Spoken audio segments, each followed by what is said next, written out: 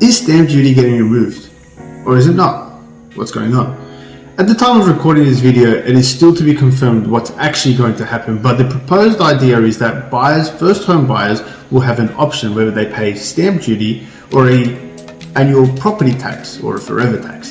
Depends how you look at it. And that forever tax is essentially a $400 plus a 0.3% of the land value paid annually every year as long as you own the property, as opposed to the one-off stamp duty.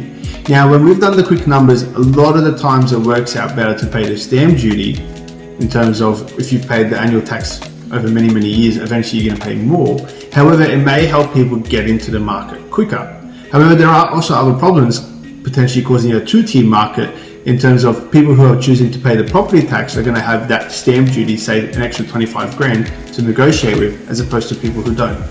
What are your thoughts on this change?